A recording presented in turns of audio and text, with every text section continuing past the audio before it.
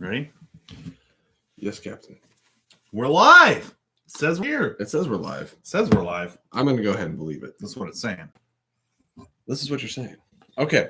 Hi, Fansplash fans. I am so dude. I texted you at like 4 o'clock in the morning. Like, is it okay if we do 10:30? And then I woke up at like 8:30 anyways. So yeah, I had only been asleep for like an hour. So sick. Yeah. That we've never been more prepared to do this podcast.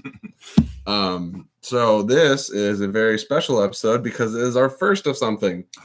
We're What trying is it our new first things Wow. under the table. Can you join us in our new experience?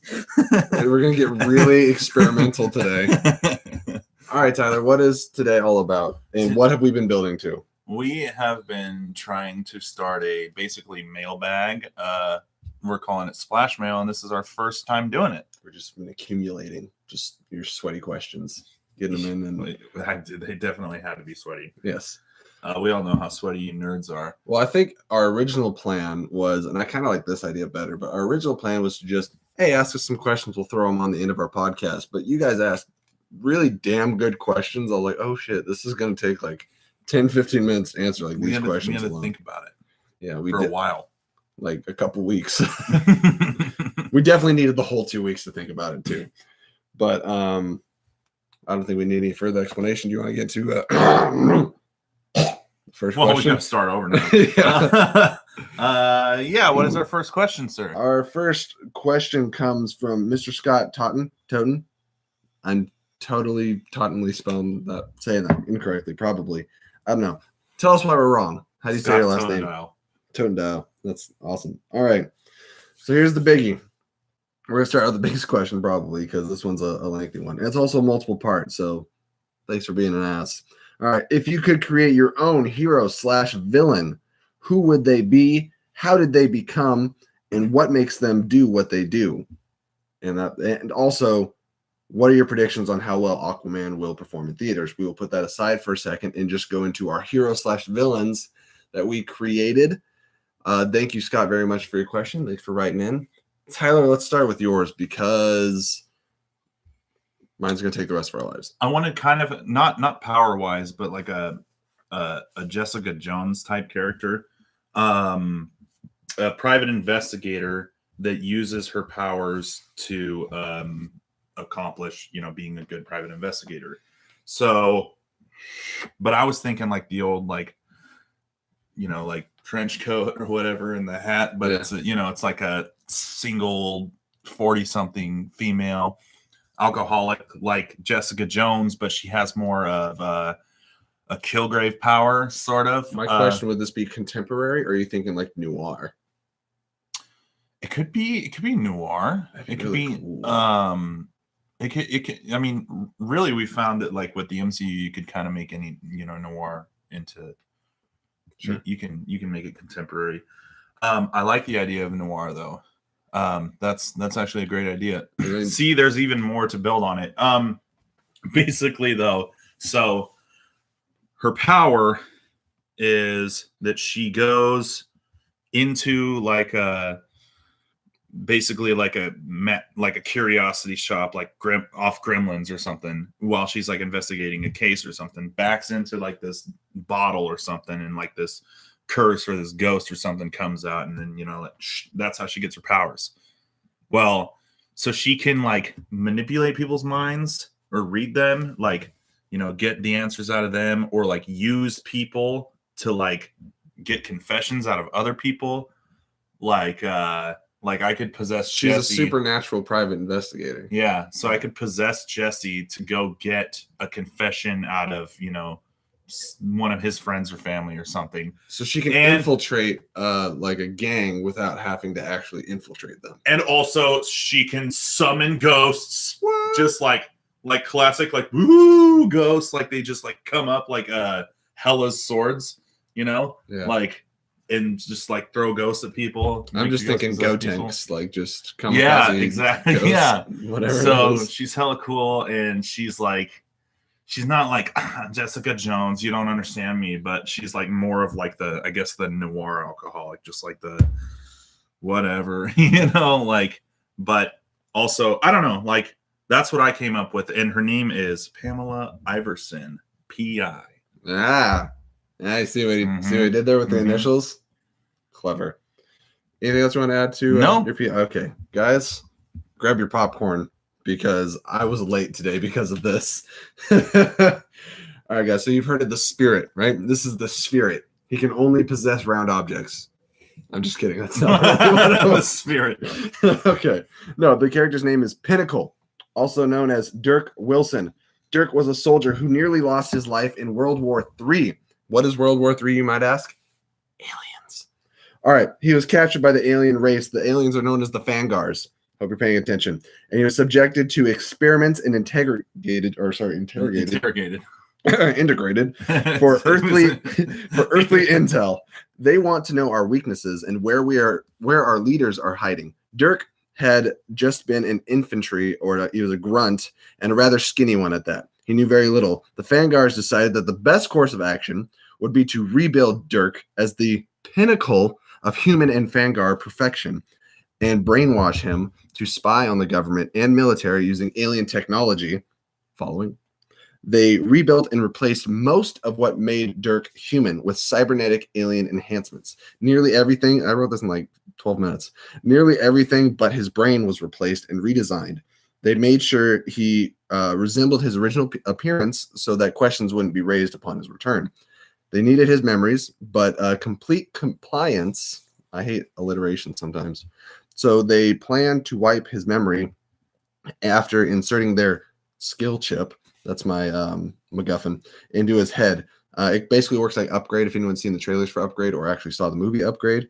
So it's like a self-defense mechanism that he doesn't necessarily always have control over. Someone throws a punch, he's automatically like, yeah, snap your arm, punch you in the own face with it.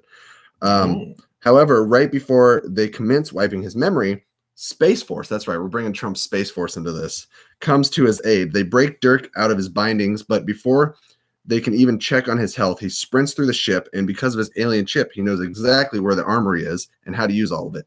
In a short matter of time, he is decked out head to toe in advanced and lethal alien weaponry. Dirk returns to the main hangar area where he last saw the soldiers, dead. They are all dead and brutally slaughtered. One of the creatures had his giant hand gripping the severed head. Oh, yes, this is a R-rated comic book, in case you were wondering. Okay, severed head of the general. He points at Dirk with a mocking tone, but you can't understand, obviously, because it's alien language. The Fangar captain smirks and reaches for the remote detonator that was rigged to blow Dirk up, should he ever go rogue. Got a little Suicide Squad in there. But he couldn't find it. And, hey, you slimy asshole, is Dirk's retort, because he has the detonator, tosses it into the air, blasts it into pieces. We're almost down here. The Fangar squad in front of him, about 25, because it's a small ship, they look concerned, and with perfect and precise, brutal execution, John Wick style, Dirk slaughters the entire crew of the ship with a devastating combo of fighting styles, alien technology, and sheer unforgiving will. It was a massacre. Maybe now they could finally stand a chance in this war. Dirk took it's easier to type this than say it. Dirk took the ship and drove it to the bottom of the Pacific. This is to be his fortress of solitude. This would be his source of intel and defense. He wasn't ready to return to humanity. He had a mission of his own. Unknowingly, he left those men to die in that hangar. He would not lead more military men and women to their deaths until he thought that we had a fighting chance. Dirk essentially, throughout the story, becomes a one-man weapon of mass destruction that defends the world against alien and sometimes worldly threats. So what are their weaknesses, you might ask? Nuts. As the Pinnacle, he has very few outright weaknesses other than the possibility of just being outmatched and outgunned. However, although most of what is left of him can be seen as kind of cold-hearted, he cares deeply for his homeworld and the people that live there. His protective and caring nature can often create a lapse in judgment, just like any other superhero. But because of his enhancements, Dirk does not do well against EMP blasts or electrical interference. It doesn't stop him completely, but can slow down his healing, reflexes, or anything else that has been upgraded through tech. That being said, he is still a brutal and ruthless killing machine on a warpath. And by the way, a couple years down the road, his name's going to change from Pinnacle to Warpath because I decided that sounds cooler. That's it. That's my story with Pinnacle / That was fucking Warpath. Awesome. I'm sold on it. We need an artist and an inker, he'll just be the storyboard. We gotta get this. I don't know what happened this morning. Like, that was I just pulled out my phone. That was like if Mac from It's Always Sunny could actually write something good. That was amazing. Oh wow, Thanks, wow! guys. Warpath Scott, Pinnacle. yeah. Wow. There you go, I blame Scott. you. You got a Jessica Jones that can throw ghosts at you, and you got Alien Punisher. that was amazing. Okay. Do we want to get into Aquaman predictions? Sure. Let us know what you guys think of our ideas. If they're dog shit, please let us know. If you want to draw up our ideas, I will pay you monies. So do you want me to start with Aquaman or you? I want to kind of do a group discussion a little bit of let's look at the DC Universe box office thus far to kind of prep everybody for what we kind of have a difference in opinion on how we think it's going to do, but we use the same numbers to make our predictions. So I think it would be cool to kind of go over it. So let's look at we'll go opening weekend. We'll talk about opening weekend of DC and then what we think it's going to make opening weekend. Okay. Sound fair? Okay. We're going to go chronologically. Man of Steel opened to a rather impressive 116 million opening weekend, which is good. And this is all domestic, by the way. That's huge. That is huge. That's huge. I mean, now people think if you don't make 200 million opening weekend, then it's like not a big deal. Which isn't what true. Made 200 million? Star Wars and like Jurassic World, the first one. You know? Star Wars, Jurassic Infinity World, and War. Infinity War. 272 is the highest. So right, yeah, that's not going to happen anytime again soon. So 116 is still a strong opening, especially for a solo film. Like this wasn't like a big group gathering or anything. Okay, so after Man of Steel, we had Batman v Superman, which we thought 116 was big. How about 166 opening weekend? That is super awesome. Then after that, we had Suicide Squad, which not as impressive, but 133, which in my opinion being probably the worst of the DC universe. Having that kind of opening is not bad at all. Well, to be fair, the trailers made it.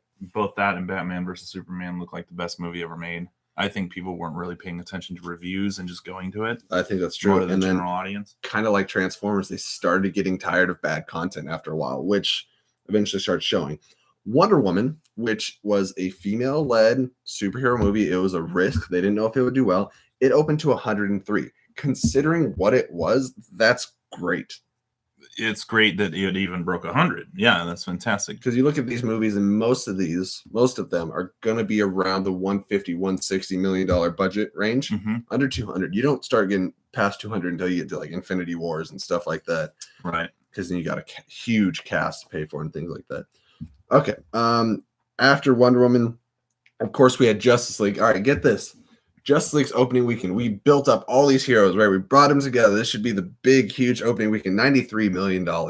That's still extremely substantial, you have to understand. If you didn't film the movie twice. Right.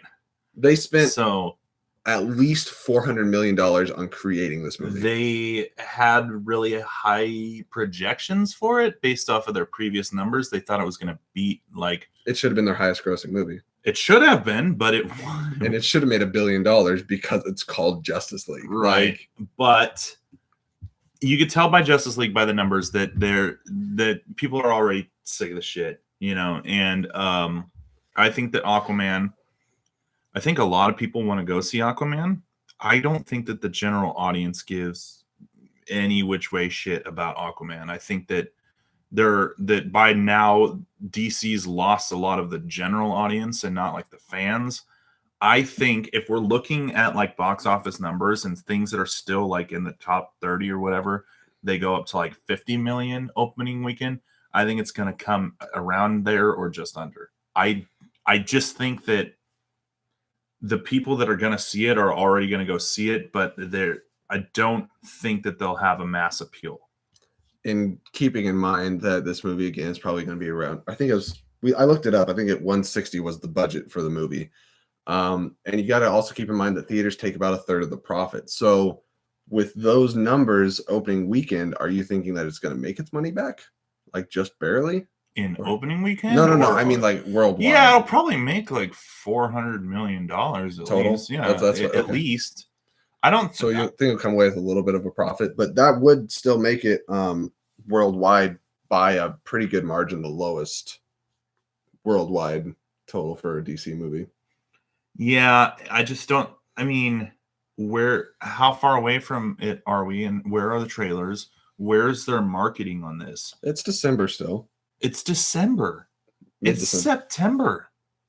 we got a lot of things between here and there, but I think we don't. I think we're really close to another trailer. We just need.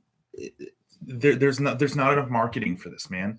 Right. They did a good job early on with their marketing, and I think that's how they got these numbers to go against Marvel numbers initially with Wonder Woman and Man of Steel and BVS and Suicide Squad, especially. Suicide Squad was just massive market appeal. They made their own album for it, right? And it was good, So I'm just wondering who's shitting the bed and why are they doing this to themselves? I am going to throw out my projections. I'm going to put it right around the 100 million for a couple of reasons. You have to account for the female fans that are coming to see Jason Momoa with his shirt off. Don't discount those female fans. They are hungry and they're ready to go see this movie. Yes, they are. They're all animals. And you know that you are. And I didn't think of that. That is going to make it go up a little more. You're absolutely right. Thank you. I'm going to change. Do you know how many I'm going to change it to 65 million. Okay, that's fair. Ant-Man and the Wasp did 75, and I don't think that it'll bring in the audience of Ant-Man and the Wasp. So that's all I'm saying. Anyway, I'm just saying more people want to see Jason Momoa with his shirt off than Paul Rudd. They didn't want to. Yeah. 65. No, 65 is a good bet. That's a good call. That's not horrible. I'm saying around 100 because Justice League. The thing about Justice League is I knew a lot of people that when watching the trailer they thought it looked bad. I was optimistic, and I'd heard, but it also had so much bad negative buzz around it. Like that movie got shot in the foot from the beginning, over and over again. Every time there's an article about Justice League, was it good things? No. Everything that came into the public eye before that movie came out was bad. So people didn't go and see it. We've heard nothing but good things about Aquaman. We haven't even heard that much about it in general because I guess the production just went off without a hitch. It was fine all the way through. Steelers Aquaman. When most people that actually did see Justice League came out. It's an Entourage reference. Oh, that's the okay. I was gonna ask if that's Entourage or if that's Smallville, but in Entourage, Aquaman beat Spider-Man. So,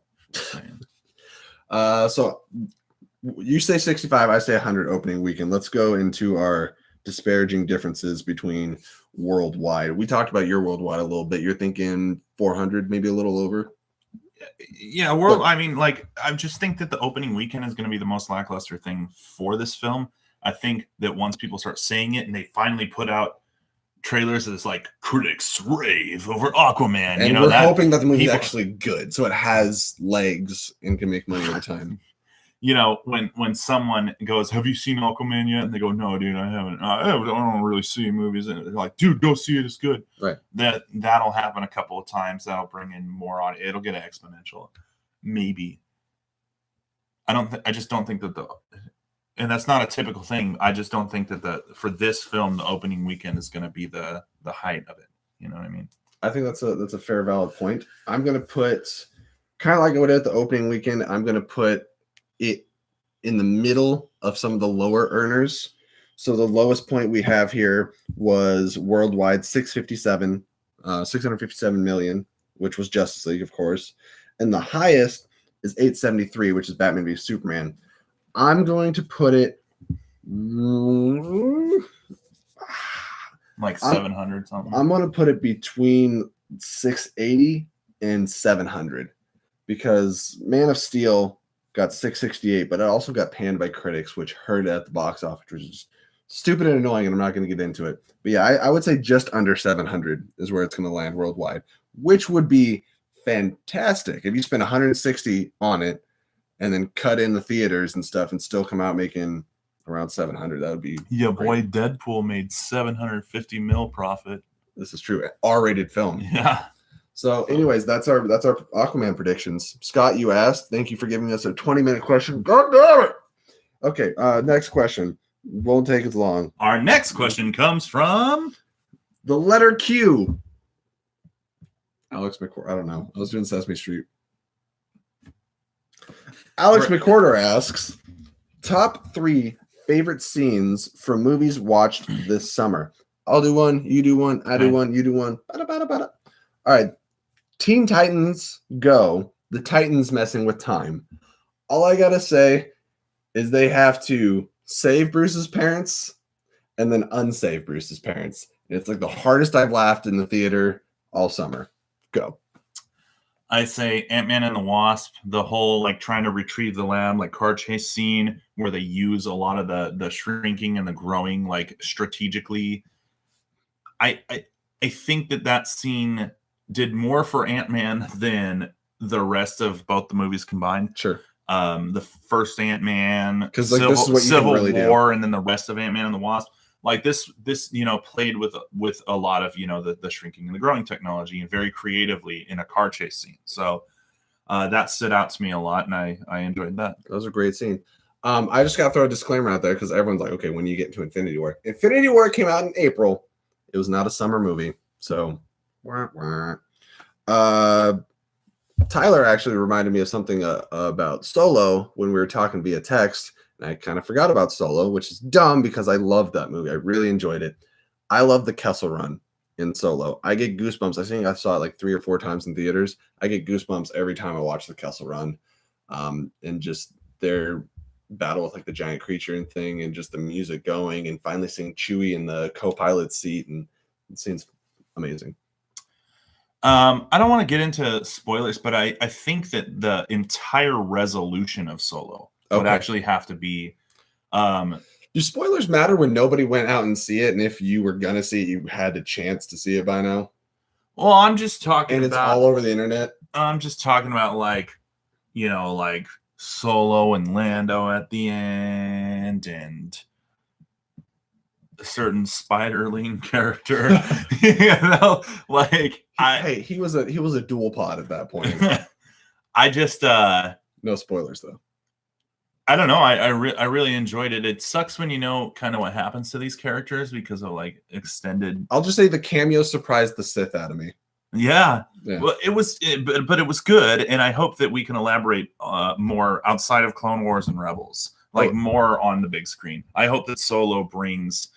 Man, that movie, I did not want it at all, and it turned out to be one of my favorite Star Wars films. Don't you love being like just really totally freaking wrong? Yes, the best. All right. Let's see. So, final thing for me, talking about legs, Deadpool's baby legs, straight Winnie the Pooh, shirt cocking it. Yeah. Just watched Deadpool 2 the other day. So did I. Oh yeah. That's great all I got. Comedy in that. Great with his healing factor. What was my last one? I don't know. I kept asking you. You never responded to me. Oh God. What other summer movies did I see? Christopher Robin. I didn't see it. Oh, I did. Man. You could just cheat and throw Infinity War in there. I think again I'm gonna go with another one of your films. I'm gonna go with Deadpool 2. All right. And I'm gonna say again, the big CGI fight. No. I think that. Oh, I remember now. You do? Do you? It was from Deadpool 2. You were talking about the death and resurrection of Deadpool at the end. Yes. Yeah. I'm fine spoiling this one because everybody's seen it. So when Deadpool sacrifices himself and then he dies and then he, gets to meet up with Vanessa again, and then he's taken away because lo and behold, fucking Cable has a heart, and then he brings him back. I just gotta drop this in there. Don't fuck Elvis. Don't fuck Colossus. What? So, and then the post-credit scene, the best post-credit scenes I've ever seen, that it probably will never be topped. I wish they would have kept the deleted one in there. I don't know if that should have been like the post-credit scene, like I could see how like the Wolverine and the Green Lantern one should be post-credit, but when he's like fixing time and going, he saves Vanessa, that should have been part of the movie. And that should have been part of the movie. I agree. But yeah, I think Deadpool 2 itself is an all-around fantastic film. It's like a lot of people argued that it doesn't have the emotion, or like that movie was extremely emotional. Yeah. Very well written and very well executed. Anyway. And Celine Dion, get it, girl. That song is great. All right. So you can tell we're very different people, right?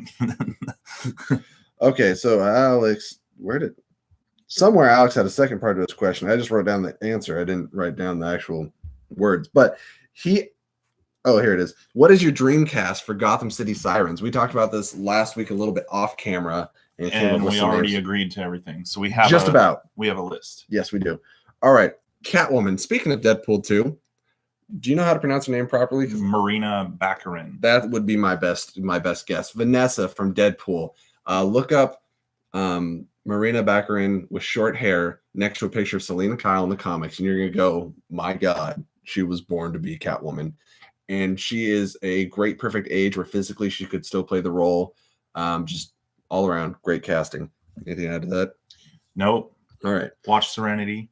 Yeah. Watch Firefly. Watch anything that she does. Poison Ivy. Jesse's in Serenity. I'm gonna kill you. We had to go. I don't know. I think this was originally my idea, and then you just really liked it. It was kind of an interesting cut that people don't bring up very often. And we know she's got to be a redhead, right? Well, who's one of my favorite redheads? Ygritte from Game of Thrones, Rose Leslie, Poison Ivy. I think that would be awesome. You know nothing, Bruce Wayne. All right, moving on to Harley Quinn's in the movie, obviously, and because it's taking place in this universe, one, it's gonna be Margot Robbie. But even if it wasn't, I think we would want Margot Robbie at this point. Probably one of the best things out of Suicide Squad. No, not being a perv or anything. She did a fantastic job. She's got the voice. She's got the mannerism. The only thing that they didn't give her was a script, which is unfortunate and not her fault. Right. Huntress is the only time that neither of us have bad ideas. We just have two different ideas. Do you remember yours? It is right. Yeah. Starts with a C.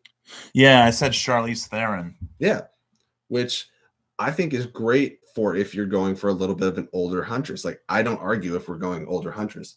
I'm going slightly younger Huntress, and I like Tessa Thompson. If you're not familiar with Tessa Thompson, you just don't know it. She was Valkyrie in Thor. She's also in the movie Creed. She plays Michael B. Jordan's gal pal.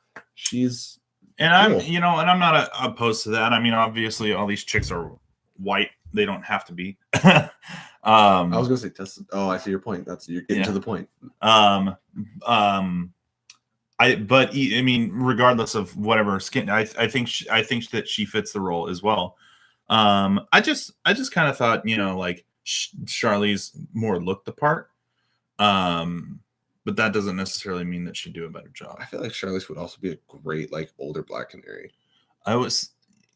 She could fit a lot. She could be like a Poison Ivy even. She could, yeah. Or Cow. Before we discovered Marina Baccarin, Charlize was my pick for a Ben Affleck's Catwoman. Yeah. But yeah, nope. So we got that. So now we're on to our final question. Alex is like, "What? I got like 3 minutes, and fucking Scott gets." No, he got 10. Okay, there you go. Yeah.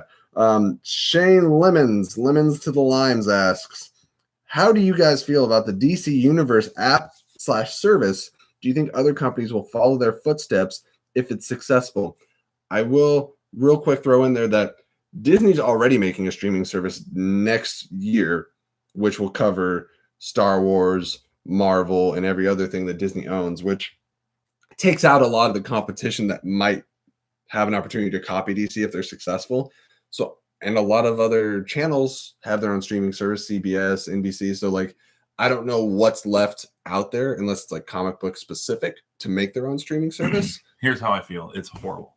Oh, so okay. Remember when member berries? Do you remember when it was just Netflix? And then, Hulu happened, and you're like, I'm fine with Netflix and Hulu, but I would pick Netflix over Hulu. No. There was always HBO, Star, Showtime, all that. Like, you had to pick one because they're all $15 a month at least. So it was better when there was Netflix because Netflix had Showtime shows, Stars shows, HBO shows on it. Maybe never HBO shows, but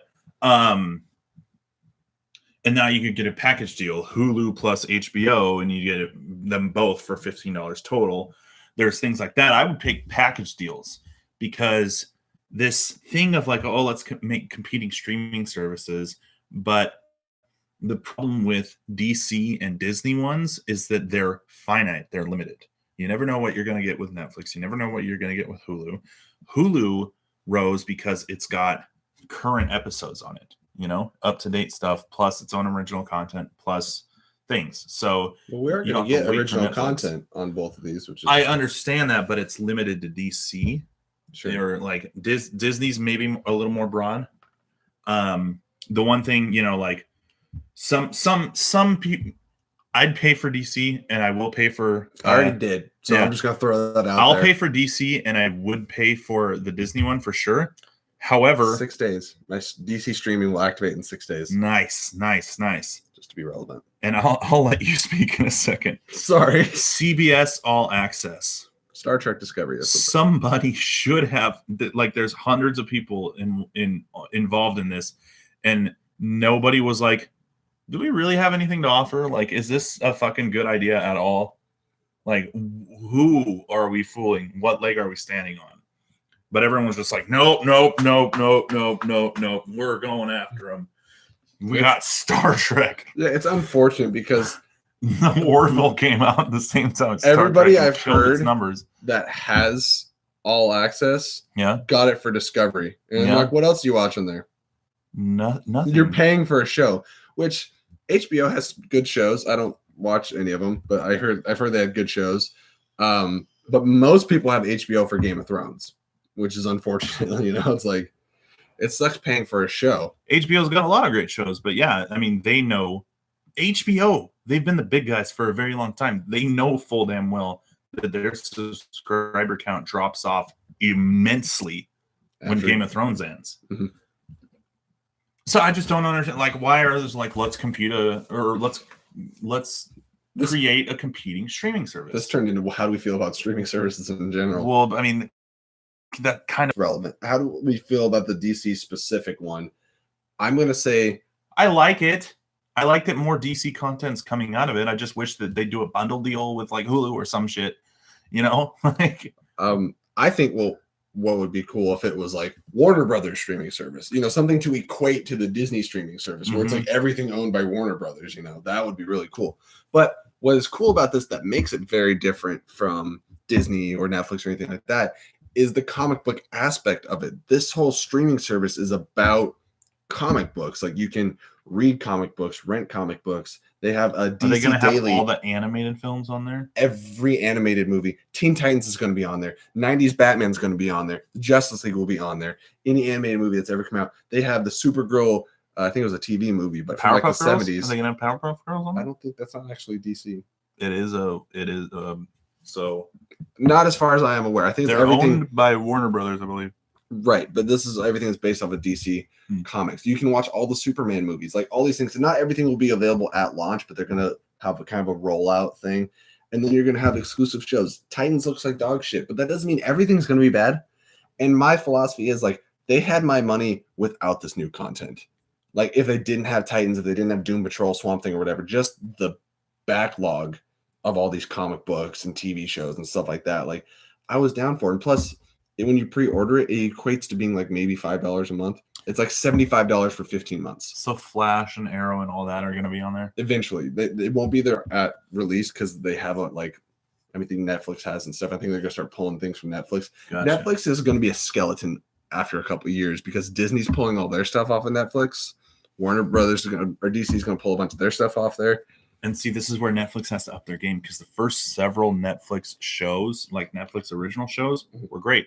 Well, from a critical standpoint, House of Cards and Orange is the New Black, both shows I can't stand, but critically hailed. Right. And then the content just became so frequent and so exhausting and so just like now there's diamonds in the roughs, there's your Ozarks, American Vandal. Who drew the dicks? Yeah. There's a season 2 trailer too. Really? Yeah. Stranger Things. You've got some gems in there. They're gonna have to Voltron. Yeah, no. They're gonna they're gonna have to make more Stranger Things. They're gonna have to find their Game of Thrones, Which is why they're gonna have The Witcher with Henry Cavill, which for some reason wasn't on my topic list. I blew it.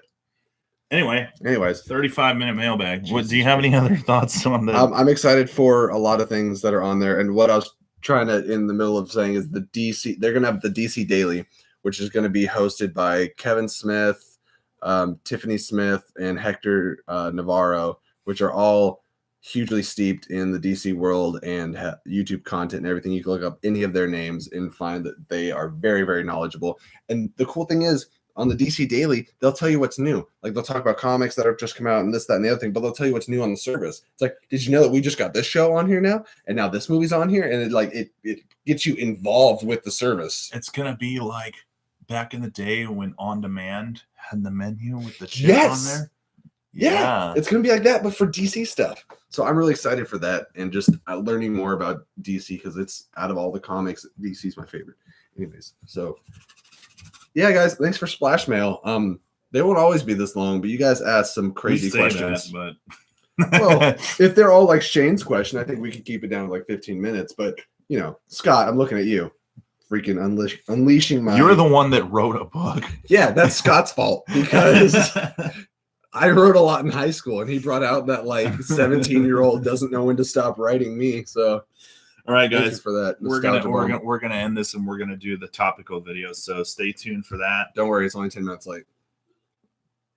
That's okay. Fuck it, we'll do it live. All right, guys. Again, we will see you for the next Splash Mail. Hope you enjoyed this one. oh, please make sure to don't end stream yet. Send us questions. You can send us email at TheFansplash@gmail.com or on our Facebook page, which Fansplash Network. he's got it. Those are where we're most likely to respond, and we will save them up until a couple weeks comes by and we have 4 or 5 more questions, and we'll come back at you with Splash Mail Volume 2. Unless we get like 4 or 5 questions in like a day. That's also true. All right, guys. May the film be with you. I thought I had something different. Awkward ending. Awkward ending, as per usual.